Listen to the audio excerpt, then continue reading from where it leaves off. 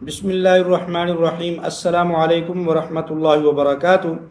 ناظرین و سامعین، امام مسجد کا اعزازیہ فنڈ جاری ہو گیا۔ اب فنڈ جاری ہونے کے بعد حکومت کا اگلا مرحلہ کیا ہے؟ کیا نئی رجسٹریشن ہوگی، نئی لسٹیں جاری ہوں گی، یا نئی ادائیگیاں ہوں گی، یا کوئی نئے امام مسجد صاحبان اس سکیم کے اندر شامل ہوگے؟ آج ان تمام چیزوں کے اوپر ہم بات کریں گے۔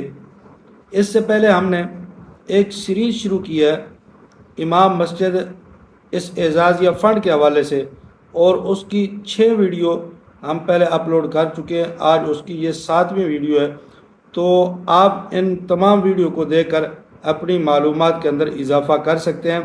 آج کی ویڈیو میں ہم یہ 3 چیزوں کے اوپر بات کریں گے جو ہم نے آپ کے سامنے رکھی ہیں۔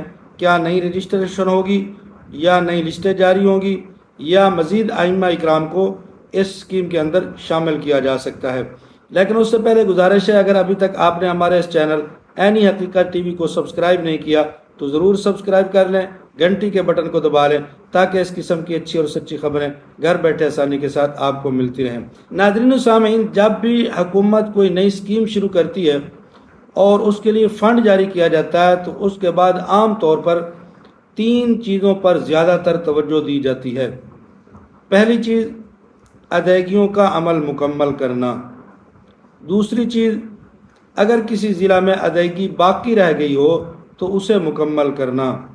تیسری چیز، ریکارڈ کو اپ ڈیٹ کرنا، تاکہ آئندہ ادائیگیوں میں کسی قسم کا کوئی مسئلہ پیش نہ آئے۔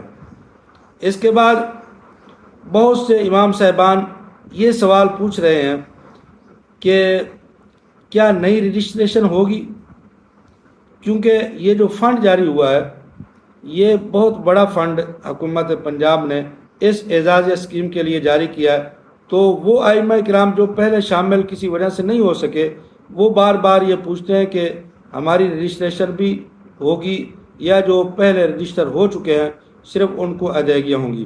تو ناظرین، اس وقت ایسی کوئی سرکاری طور پر کوئی مصدقہ اطلاع ہم تک نہیں پہنچی جس میں یہ کہا گیا ہو کہ حکومت نئی رجسٹریشن کر رہی ہے اور نئے ائمہ اکرام کو شامل کر رہی ہے۔ اگر حکومت اس حوالے سے کوئی نیا فیصلہ کرے گی تو اس کا باقاعدہ طور پر اعلان ہوگا، اور ہم انشاءاللہ پھر آپ تک یہ خبر ضرور پہنچائیں گے۔ دوسرا سوال، کیا نئی لسٹیں جاری ہوں گی؟ اگر کسی ضلع میں تصدیق یا ریکارڈ کی ضرورت ہوتی ہے تو پھر متعلقہ ادارے اپنی ضرورت کے مطابق فرشتے اپ ڈیٹ کر سکتے ہیں، لیکن اس بارے میں بھی سرکاری اطلاع کا انتظار ہوتا ہے۔